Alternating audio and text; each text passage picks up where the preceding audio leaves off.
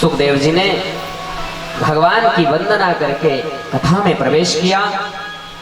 और जब सुखदेव जी कथा में प्रवेश करते हैं, सुखदेव गोस्वामी कहते हैं कि राजन, मरने वाले को भगवान के चरणों का आश्रय लेना चाहिए, भगवान की कथा का आश्रय लेना चाहिए, उसे भगवान की कथा को सुननी चाहिए। हे बाबा, हे गुरुदेव, मुझे ऐसी कोई कथा बतलाइए जिससे मेरा मन जो दुखी है वह सुख में परिणित हो जाए, बदल जाए, मेरा मन दुखी ना हो। और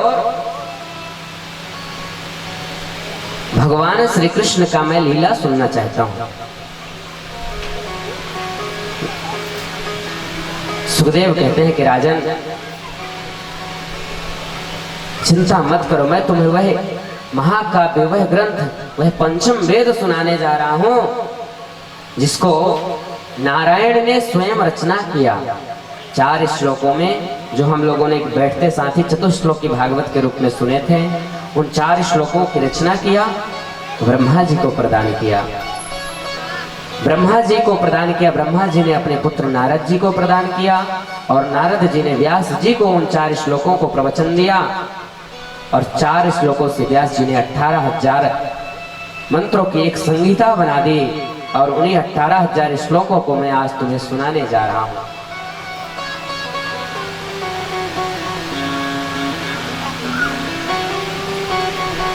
सूत जी कहते हैं कि राजन, हे महर्षियों, भगवान श्री कृष्ण जब इस धराधाम को त्याग रहे थे तो उस समय उद्धव जी थे। भगवान ने अपनी बांगमयी प्रतिमूर्ति को भागवत जी को उद्धव जी को प्रदान किया था।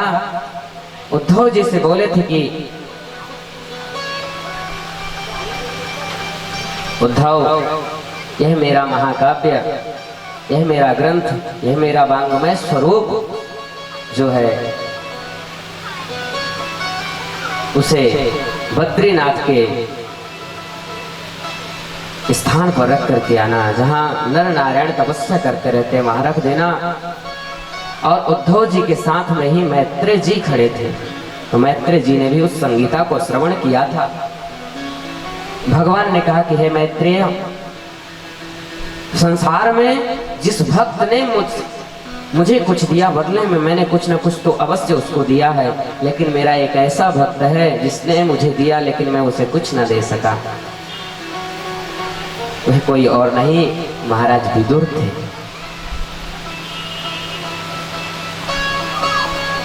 यदि आपको विदुर मिले तो उनको इस संहिता का पाठ अवश्य कराना, और उन्हें बता देना कि अब मैं इस धराधाम को छोड़ चुका हूं।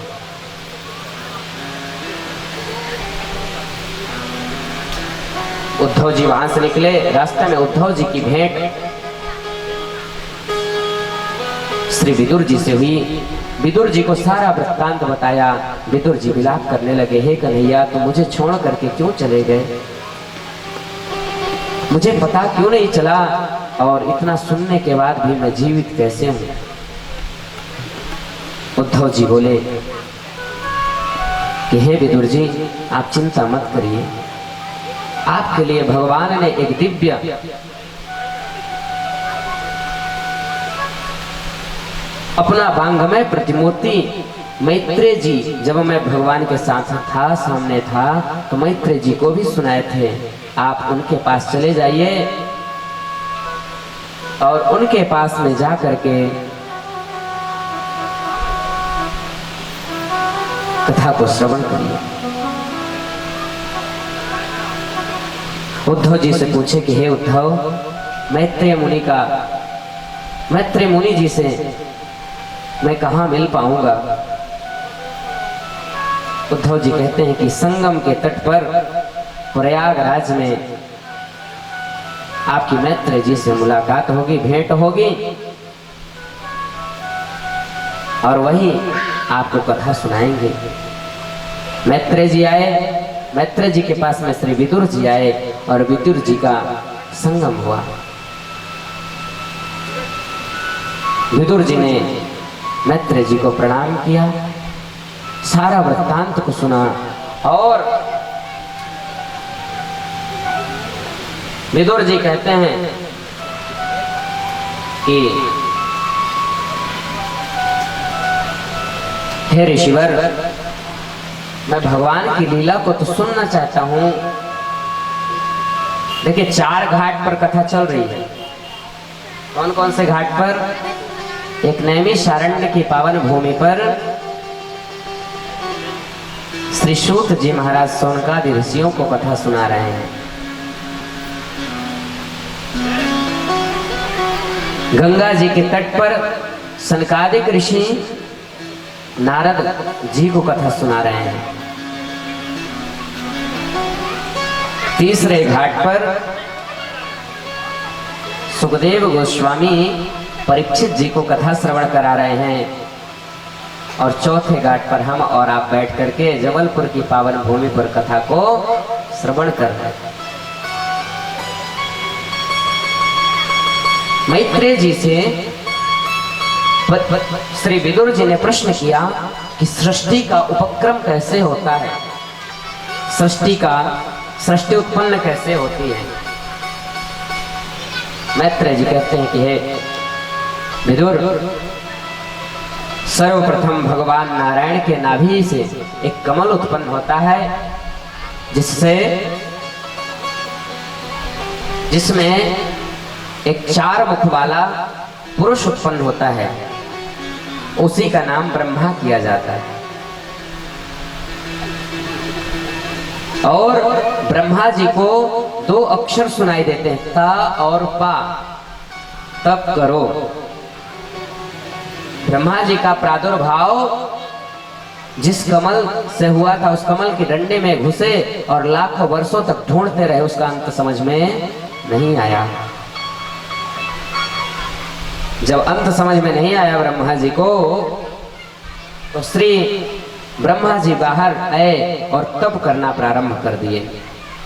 जब तप किए तो उन्होंने मन से मानसिक सृष्टि से 4 पुत्रों को उत्पन्न किया, सनक, सनंदन, सनातन, सनत कुमार।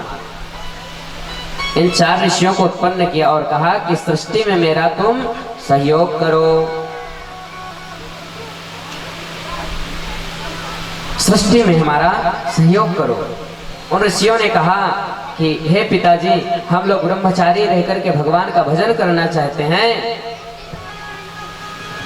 भगवान की दिव्य कथा को सुनना चाहते हैं, भगवान के नाम संकीर्तन को बढ़ाना चाहते हैं। हम लोग कोई विवाह करके और सृष्टि में आपका सहयोग नहीं कर पाएंगे। जब पिता के सामने कोई पुत्र पिता की बातों को काटता है तो उन्हें अत्यंत क्रोध आता है। ब्रह्मा जी को भी क्रोध आ गया, लेकिन आत्मा वही जायते पुत्रः, जो पुत्र होता है वह पिता का आत्मा होता है, आत्मज होता है। इसलिए पुत्र के ऊपर कभी हाथ नहीं उठाना चाहिए पिता को। पत्नी पर छाई होती है, पत्नी के ऊपर कभी हाथ नहीं उठाना चाहिए पति को। श्री मैत्रेय मुनि कहते हैं कि हे विदुर,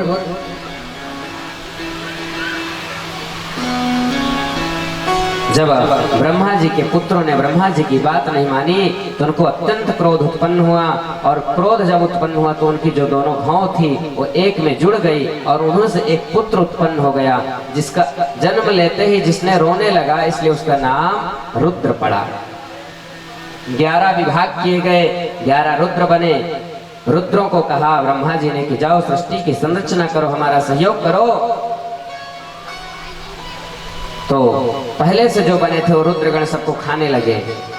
ब्रह्मा जी बोले रहने दो, तुम सृष्टि में सहयोग मत करो, तप करो।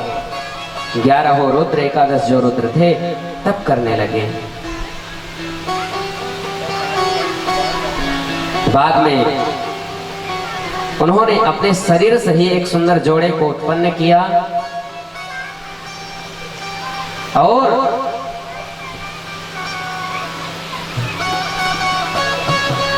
जोड़े को उत्पन्न किया। वही जोड़े कालांतर में हम सब के पूर्वज हुए। क्या नाम था? मनु और शत्रुपा।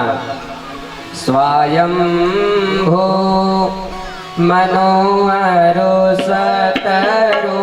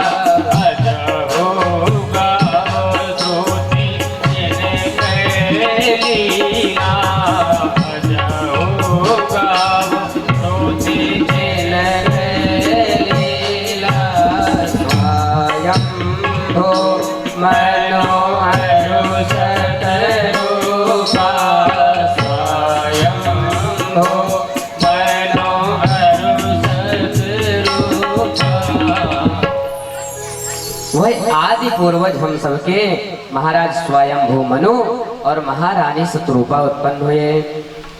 ब्रह्मा जी ने उनसे कहा, अतः पिबंतु सद्भाग्या, जिसके भाग्य में होगी कथा तो अवश्य श्रवण करेगा, और जिनके भाग्य में नहीं है तो क्या, जिनके भाग्य में भोजन लिखा है बनाना, जिनके भाग्य में घर में जाकर के लिपाई पोताई बर्तन करना लिखा है तो वही करेंगे, लेकिन जिनके भाग्य में भगवान की कथा लिखी है वो अवश्य भगवान की दिव्य कथा को श्रवण करेंगे।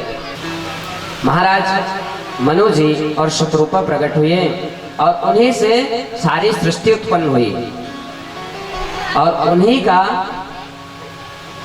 बड़ाई आज वेद पुराण श्रुति भी करती हैं। हम सबके आदि पूर्वज महाराज मनु हुए। कोई कोई कहता है कि मानव के पूर्वज बंदर थे। अरे भैया, जिनके पूर्वज बंदर रहे होंगे वही ऐसा बोलते हैं, हमारे पूर्वज तो देवता थे। इतिहासकारों ने इतना गलत इतिहास छापा, पूरी संस्कृति सभ्यता को बिगाड़ करके रख दिया। सैद्धांतिक धरातल पर भारत आज भी घोर पारतांत्रिक देश है, आज भी स्वतंत्र नहीं है। आज भी हमारा भारत देश स्वतंत्र नहीं है। आज भी अंग्रेजों के द्वारा लिखे हुए संविधान के माध्यम से हम अपनी जीविकोपार्जन करते हैं। भारत का संविधान नहीं है। आर्टिकल 41 आप सब लोग यदि जानेंगे कुछ, आर्टिकल 41 41 में साफ साफ शब्दों में लिखा हुआ है, आप कितना बड़ा मठ बना लीजिए, कितनी बड़ी मंदिर बना लीजिए, कोई भी विधर्मी आकर के ये बोल दे ये स्थान में रह तो आपको स्थान खाली करना पड़ेगा, क्योंकि उनका मुस्लिम पर्सनल लॉ बोर्ड बना हुआ है। हिंदुओं का कोई लॉ बोर्ड नहीं है, कोई पर्सनल लॉ नहीं है, और आपको उसकी कोर्ट में जाना पड़ेगा। हाई कोर्ट सुप्रीम कोर्ट में आप अपील नहीं कर सकते, उसकी पर्सनल लॉ बोर्ड में जाकर के प्रार्थना करनी पड़ेगी, अनुनय विनय करना पड़ेगा कि हमारी जमीन को छोड़ दो। सोते रहो आप लोग, कुछ नहीं होने वाला। इतना मत सो जाओ। कश्मीर में कितना नरसंहार हुआ, अभी बंगाल में कितना नरसंहार हुआ, 10 लोगों को बाहर से कुंडी लगा करके जला करके राख कर दिया गया। आज भी हम सो रहे हैं। अरे आप सब लोग तो धन्य हैं, हम सब धन्य हैं कि हमारे पूर्वजों ने हमें सुंदर संस्कृति दी, शिक्षा दी, सर्वे भवन्तु सुखिनः की भावना दिया, तिलक लगाने की परंपरा दिया, शिखा रखने की परंपरा दिया, कभी किसी का अहित न करने की परंपरा दिया। लेकिन ध्यान में रखिए, अपने धर्म से हमें चूकना भी नहीं है, छूटना भी नहीं है। अर्जुन भी महाभारत युद्ध करने से पहले डर रहे थे कि कन्हैया मैं कैसे अपनों को मारूंगा। भगवान ने कहा कर्मण्येवाधिकारस्ते मा फलेषु कदाचन, तुम कर्म करो, फल की चिंता मत करो। विधर्मी हो यदि तुम्हारा भाई ही क्यों ना हो, तुम उसे काट डालो, मार दो, उससे दूर हो जाओ। भरत जी ने अपनी मां को त्याग दिया, क्योंकि भरत की मां भगवान को वरवास दे दी थी। भक्त प्रहलाद ने अपने पिता को त्याग दिया। कितने बड़े बड़े उदाहरण हमारे भारत देश में बैठे हैं, धरे हैं। कभी धर्म ग्रंथों को खोलिए तो सही, हम आज तक ना समझ पाए और जिंदगी भर सोते रहेंगे। प्रयास करिए कि अपनी सब चीजों को समझिए। आपने कभी कभी समय मिले ना तो सिर्फ अपनी किताबों पर मत रहो, संविधान को भी पढ़ना सीखो, अपने धर्म शास्त्रों को भी पढ़ना सीखो, और शास्त्र के साथ साथ अपने घरों में शस्त्र भी रखो। पता नहीं कब शस्त्र की जरूरत आ जाए, कब कोई भी धर्मी हमारे घर पर बाहर से ताला लगा करके आग लगाने का प्रयास करते, उस दिन शस्त्र उठा करके उसका गला काट दो, कोई दोष नहीं लगेगा।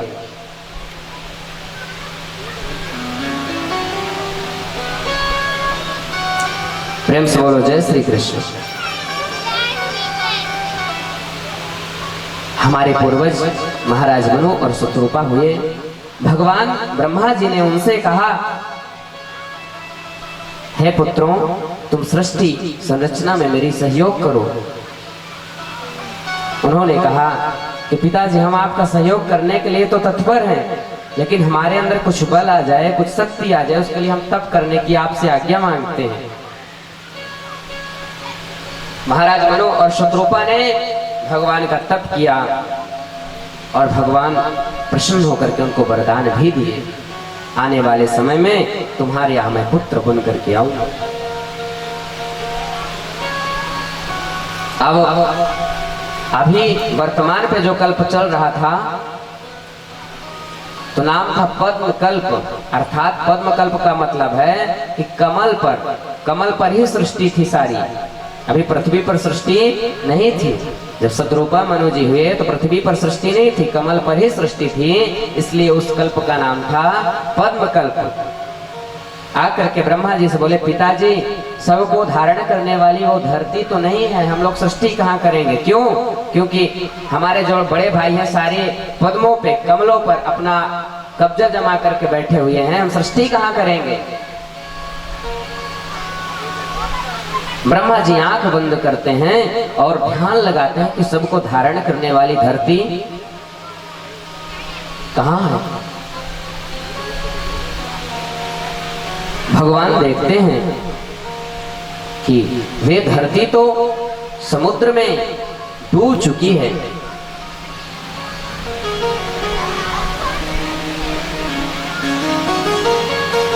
भगवान मन में विचार कर ही रहे थे ब्रह्मा जी कि उनकी नास का छिद्र से एक जंतु जन्म लेता है। धीरे धीरे वह पर्वताकार हो गया और पर्वताकार होते हुए हुंकार की ध्वनि करता हुआ बड़े तीव्र स्वरों से वह बढ़ता हुआ समुद्र के तरफ बढ़ा। वह कोई और नहीं, भगवान के ही स्वरूप थे, जो इस कल्प में वाराह के रूप में आए थे। प्रेम से बोलिए वाराह नारायण भगवान की।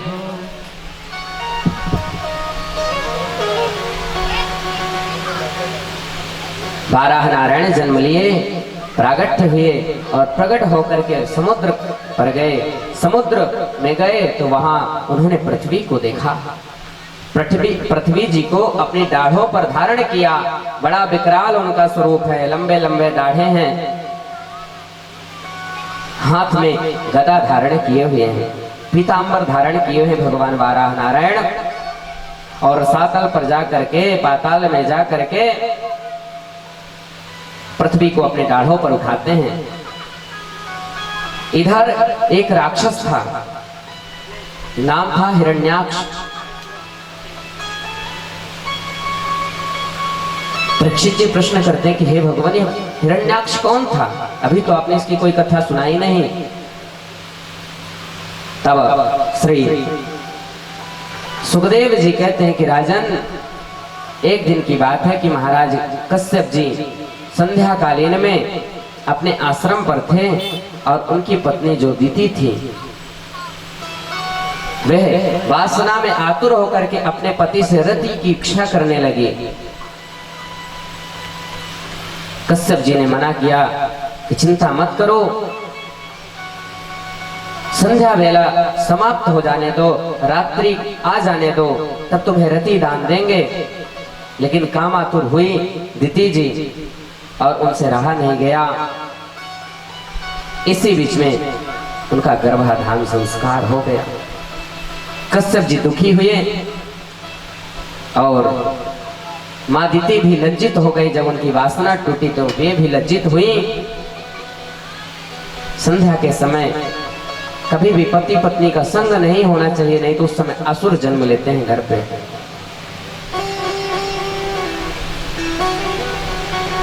एक दिन यही जो 4 कुमार थे ब्रह्मा जी के, वे भगवान नारायण के दर्शन करने के लिए वैकुंठ धाम पधारे। वहां भगवान के 2 पार्षद खड़े थे, नाम था जय और विजय। दोनों पार्षद खड़े हुए थे। उन्होंने ऋषियों को रोक दिया कि हे ऋषिवर, अभी भगवान के विश्राम का समय है, आप इस समय जाएंगे तो भगवान के विश्राम में अवरोध होगा, आप क्षण भर प्रतीक्षा करें और जब आप प्रतीक्षा करेंगे इसके बाद भगवान अवश्य आपको दर्शन देंगे। उन ब्रह्म कुमारों को क्रोध आ गया और कहने लगे, अरे मूर्खों, तुम मेरे प्रभाव को नहीं जानते हो, तुम मुझे नहीं जानते हो क्या? भगवान के पास जाने से रोकते हो? मूर्ख, जाओ, मैं तुम्हें श्राप देता हूं कि तुम राक्षस बन जाओ। 1 जन्म नहीं 3 जन्मों तक तुम्हें राक्षस बनना पड़ेगा। जब बाहर खटपिट की आवाज आई तो भगवान नारायण अंदर से बाहर आ गए और ब्राह्मणों को देखते हुए नमस्कार करके बोले कि हे ब्रह्मदेव बताओ, हे ब्रह्म कुमारों, हे ऋषिवरों, आप इतना क्रोधित क्यों हैं? मेरे सेवकों से यदि गलती हो गई हो तो क्षमा करिए, उनमें सेवकों की गलती नहीं होगी, मेरी ही गलती होगी। क्यों? क्योंकि जैसा स्वामी होता है वैसे ही सेवक होते हैं। जैसे स्वामी की आज्ञा होती है वैसे ही सेवक कार्य करते हैं। जब श्री भगवान नारायण ने ऐसा कहा तो चारों ऋषि कुमारों का जो क्रोध था शांत हो गया। उन्होंने भगवान से क्षमा याचना किया कि प्रभु मुझसे गलती हो गई, क्षमा कर दीजिए, लेकिन हमारा श्राप तो मिथ्या जाएगा नहीं। भगवान बोले, चिंता मत करिए ब्रह्म कुमारों, आपके श्राप को सार्थक करने के लिए, इनको मुक्ति देने के लिए हर बार मैं इन्हें मुक्ति देने के लिए स्वयं अवतार धारण करूंगा। तो यही जय और विजय जो थे माता दिति के गर्भ में प्रवेश हुए। 1 वर्ष नहीं, 2 वर्ष नहीं, 10 वर्ष नहीं, 20 वर्ष नहीं, 100 वर्षों तक माँ दिति के गर्भ में दोनों रहे आए। जब जन्म लिए तो इनके दाढ़ी और मूछा सहित थे। जब जन्म लिए तो दाढ़ी और मूछ सहित जन्म लिए और जन्म लेते ही पूरी पृथ्वी पर आक्रांताओं की भांति आक्रमण करने लगे। एक भाई पृथ्वी के ऊर्ध्वलोक में दिग्विजय करने लगा, नाम था हिरण्यकश्यपु, हिरण्याक्ष। छोटा भाई जो था उसका नाम हिरण्याक्ष था, बड़ा भाई जो नाम था उसका हिरण्यकश्यपु था। हिरण्याक्ष ऊपर पृथ्वी के ऊर्ध्व भाग में दिग्विजय करने लगा। 7 लोकों में, भूलोक, भुवलोक, स्वरलोक, महलोक, जनलोक, तपलोक, और इन 7 लोक में दिग्विजय करने के लिए चला गया। हिरण्यकश्यपु पृथ्वी के नीचे लोगों को अतल, वितल, सुतल, तलातल, महातल, रसातल, पाताल, इन 7 लोक में अपना दिग्विजय किया। पूरे पृथ्वी पर इनका साम्राज्य हो गया और भगवान की पूजा पाठ ये सब राक्षस जो थे सब बंद कर दिए।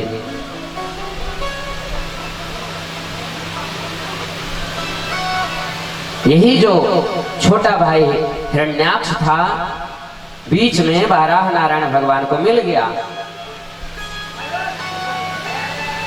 इसके पूर्व में वरुण देव से मिला और कहने लगा कि हे वरुण देव, आओ, तुमसे 2-2 हाथ करना है, मेरे हाथों में खुजली हो रही है, मैं तुमसे लड़ना चाहता हूँ।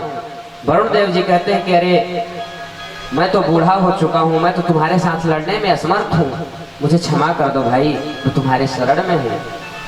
आगे चलने पर नारद जी मिल गए। नारद जी बोले, नारद जी से वही हिरण्याक्ष बोला कि बाबा दिन भर ये क्या बीणा लेकर के तान छेड़े रहते, कुछ लड़ना वड़ना आता है तुम्हें? नारद जी बोले कि लड़ना तो नहीं आता, लड़ना भिड़ना तो नहीं आता, लेकिन लड़ाना भिड़ाना बहुत अच्छी तरह से आता है। बोलो जय श्री कृष्ण। लड़ाना भिड़ाना बहुत अच्छी तरह से आता है, चिंता मत करो, तुम्हारे हाथों की खुजली मिटाने वाला बहुत जल्दी तुम्हारे पास आ जाएगा। हिरण्याक्ष बोला ठीक है, मैं किस दिशा पर जाऊं? बोले समुद्र की दिशा पर जाओ, तुम्हें तुम्हारे हाथों की खुजली मिटाने वाला वहीं मिलेगा। यह जो हिरण्याक्ष था समुद्र की तरफ बढ़ा। भगवान वाराह नारायण नीचे से पृथ्वी को ला रहे थे, ऊपर से यह नीचे की तरफ जा रहा था। रास्ते में मुलाकात हुई तो एक बड़ी सुंदर कहावत है कि जब गांव में हाथी आता है तो उसके पीछे पीछे कुत्ते बहुत भौंकते हैं, लेकिन हाथी उन कुत्तों पर ध्यान। यह जो हिरण्याक्ष था वह भगवान को कहने लगा कश्याम बने भो वन गोचराम लगा, अरे चोरों की भांति मेरी पृथ्वी को कहां चुरा करके ले जा रहा है। और बड़ी विचारणीय बात यह है, यह तीनों जन्म में भगवान की प्रिया को पाने की इच्छा करता रहा। पहले जन्म में हिरण्याक्ष में इसने भगवान की प्रिया ही तो श्री देवी और भूदेवी हैं। हम लोग वेद में बोलते हैं श्रीश्चते लक्ष्मीश्च पत्न्या, श्री देवी और भूमि देवी ही भगवान नारायण की पत्नी है। वही भूमि देवी को प्राप्त करने के लिए यह हिरण्याक्ष जो था, दूसरे जन्म में रावण जब बना तो भगवान श्री राम की प्रिया को प्राप्त करने के लिए आया। तीसरे जन्म में दंतवक्त्र और शिशुपाल बना तो शिशुपाल के रूप में यह भगवान की प्रिया श्री कृष्ण की प्रिया रुक्मिणी को लेने के लिए तीनों जन्म में भगवान के प्रिया को प्राप्त करने की लालसा रखा था। भगवान से कहता है कि कश्याम बने भोवन गोचराम रगा, चोरों की भांति मेरी पृथ्वी को कहां ले जा रहे हो? तब भगवान कोई उत्तर नहीं देते हैं, आगे चलते हैं तो पुनः कहता है अरे चोर, जंगलों में घूमने वाले हिरण की भांति तुम मेरी पृथ्वी को कहां ले जा रहे हो? वाराह नारायण कहते हैं ठीक है भैया, मैं तो जंगल में घूमने वाला ही सही, लेकिन तुम तो ग्राम सिंह हो। और ग्राम सिंह संस्कृत में कुत्ते को कहा जाता है। किसी को गाली देना हो ना तो संस्कृत में देना। ग्राम सिंह कह दो तो उसको समझ में नहीं आया, सोचेगा कि मुझे, मैं तो गांव का शेर हूं इसीलिए मुझे ग्राम सिंह कहा जा रहा है। यहाँ आपकी भड़ास भी पूरी हो जाएगी, आप कुत्ता भी उसको कह डाले। तो भगवान वाराह नारायण से बार बार जाकर के युद्ध की चेष्टा करने लगा। भगवान ने पृथ्वी को यथास्थान जल के ऊपर में, भगवान की कितनी कृपा। सोचिए आप कोई मिट्टी उठाइए और जल में रखिए, वह मिट्टी जल में घुल जाएगी, लेकिन भगवान ने इस पृथ्वी को जल के ऊपर रखा।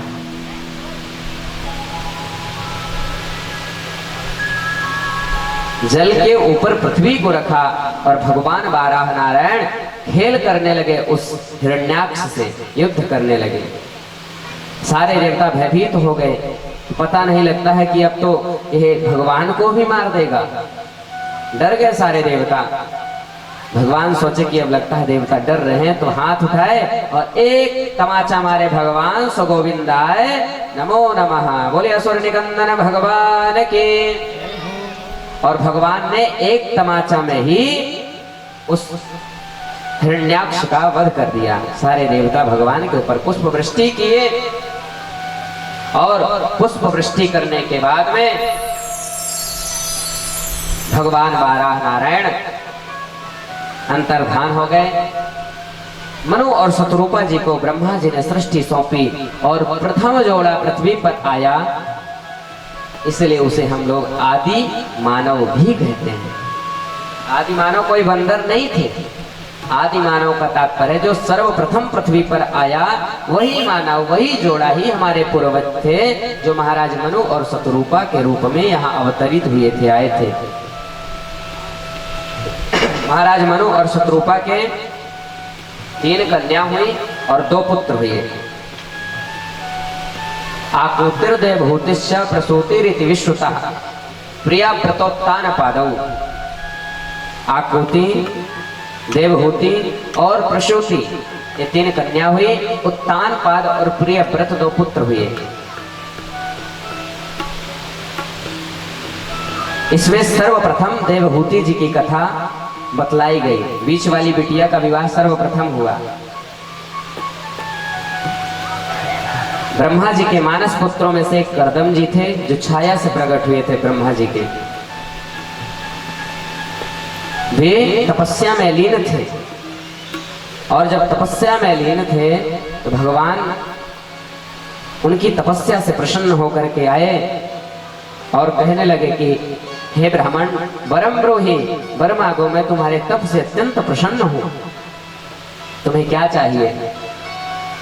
तब कर्दम ऋषि जी कहते हैं कि भगवान मुझे और कुछ नहीं चाहिए, चाहूं तुम्हें समान सुत।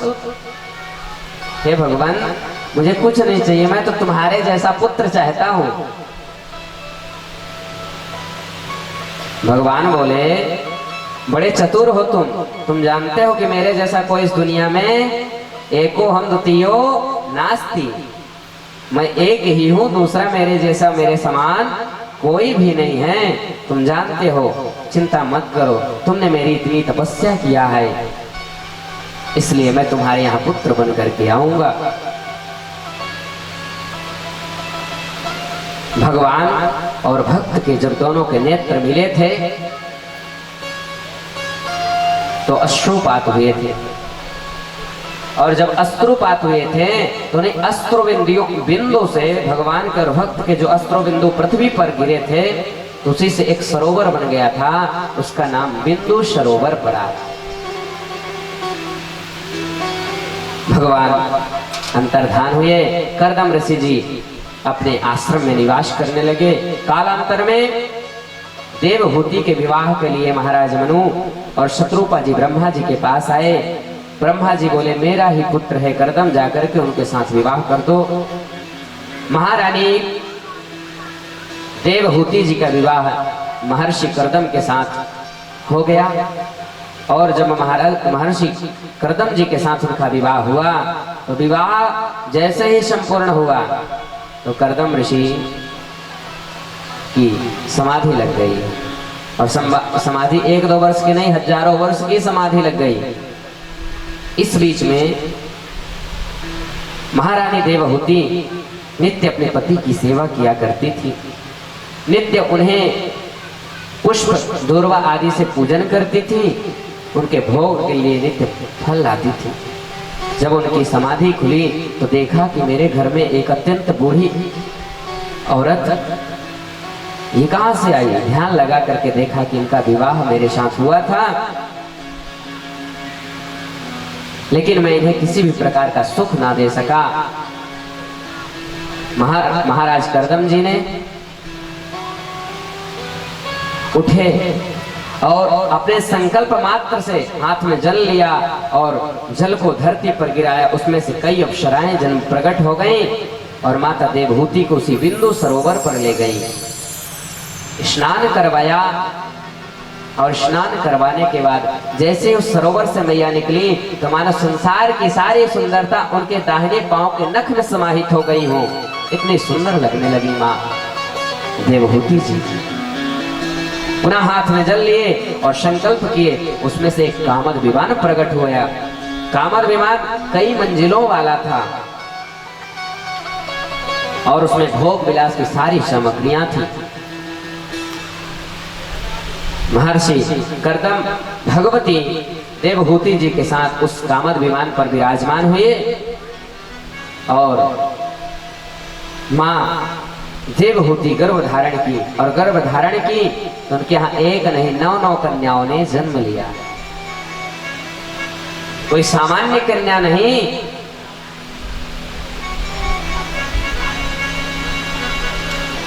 अत्रि की पत्नी अनसुईया जैसी कन्याओं ने उनके यहाँ जन्म लिया, अरुंधति जैसी कन्याओं ने जन्म लिया, 9 कन्याओं ने जन्म लिया। एक दिन महर्षि कर्दम के मन में विचार आया, समय व्यतीत हो गया, मैंने भगवान का भजन नहीं किया।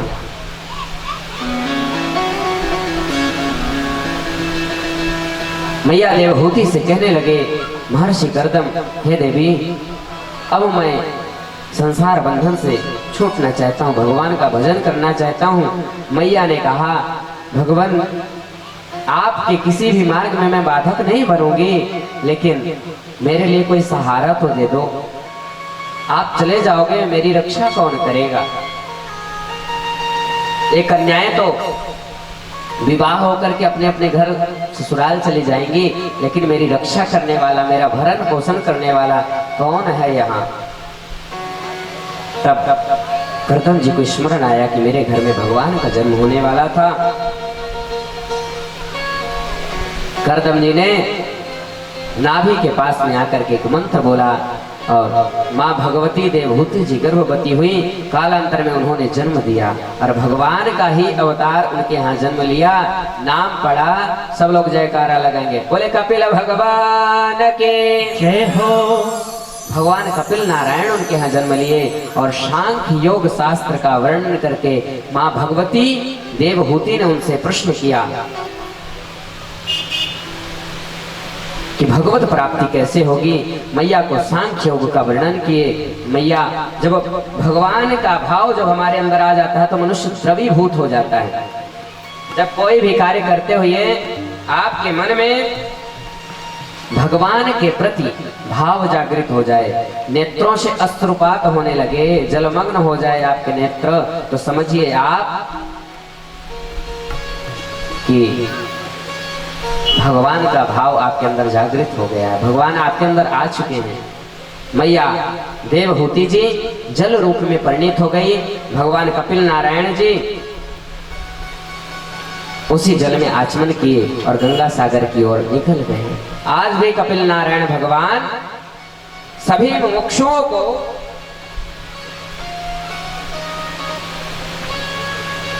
आज भी ज्ञान प्रदान करते हैं गंगा सागर में, और गंगा सागर में रहते हुए महर्षि कपिल नारायण सब लोगों को मुक्ति दे रहे हैं।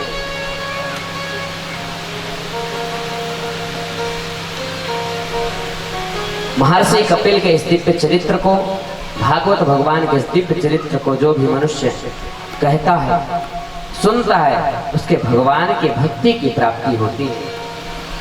समय तो बहुत हो गया है, मन तो अभी भी बहुत कहने को है, चूंकि कथा बहुत पीछे है।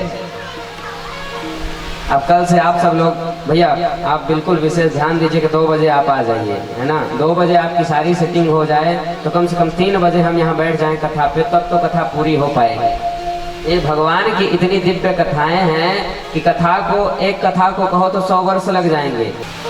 को समर्था, भगवान की कथा को कहने में कौन समर्थ है? 100 वर्षों तक यदि कथा कही जाए तब भी उनकी कथा पूर्ण। हरि अनंत, हरि कथा अनंता। चलिए मन और वाणी को पवित्र करने के लिए कुछ क्षण भगवान नाम का आश्रय लेते हुए आरती में प्रवेश करें। श्री राम जय राम, जय जय राम। श्री राम जय राम, जय जय राम। श्री राम जय राम, जय जय राम। श्री राम जय राम, जय जय राम। श्री राम जय राम, जय जय राम। श्री राम जय राम, जय जय राम। श्री राम जय राम, जय जय राम। श्री राम जय राम, जय जय राम। श्री राम जय राम, जय जय राम। श्री राम जय राम, जय जय राम। श्री राम जय राम, जय जय राम। राधे।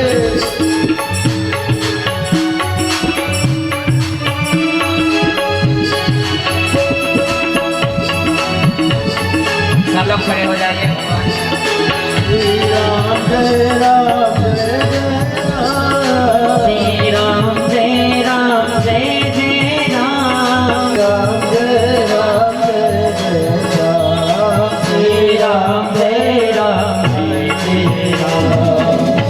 हरि ओम। चंद्रमां सोजातक्षुः सूर्यो मजाता रुद्राद्वायश्च प्राणश्च मुखात् अग्निरजायते। ओम ज्वालामाला नमः। श्री भागवत भगवान की है आरती, पापियों को पाप से है तारती। श्री भागवत भगवान की है आरती, पापियों को पाप से है तारती। श्री भागवत भगवान की है आरती, पापियों को पाप से है तारती। श्री भागवत भगवान की है आरती, पापियों को पाप से है तारती। ये अमर ग्रंथ ये मुक्ति पंथ ये पंचम वेद निराला, अब ज्योति जगाने वाला। अमर ग्रंथ ये मुक्ति पंथ ये पंचम वेद निराला, ज्योति जगाने वाला। हरि नाम यही हरि नाम यही हरि नाम यही हरि नाम यही, जग के मंगल की आरती, पापियों को पाप से है तारती। श्री भागवत भगवान की है आरती, पापियों को पाप से है तारती।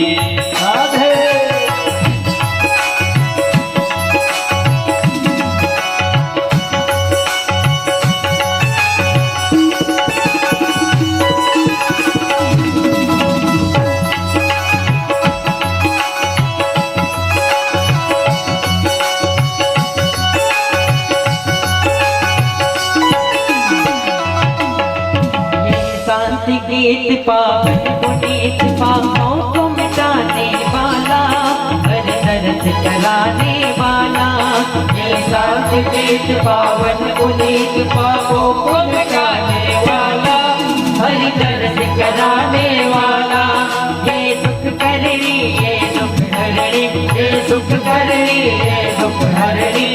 मधुसूदन की आरती, पापियों को पाप से है तारती। श्री भागवत भगवान की है आरती, पापियों को पाप से है तारती। ये मधुर बोल सच पंथ बोल सच मार्ग दिखाने वाला, बिगड़ी को बनाने वाला।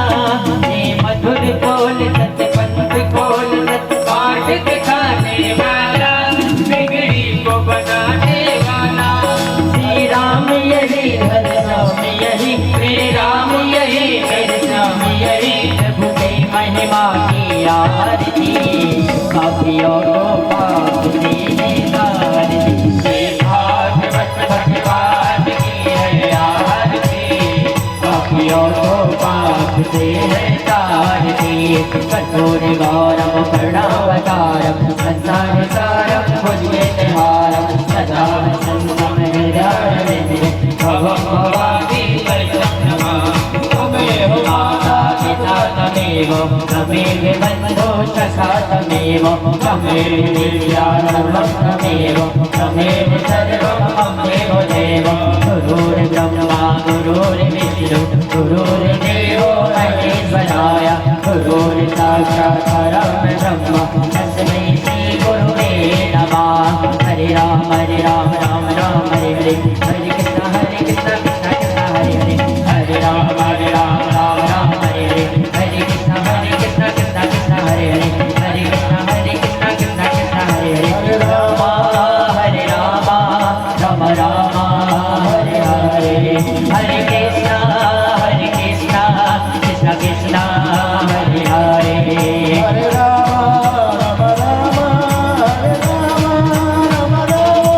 हरे राम हरे राम राम राम राम राम।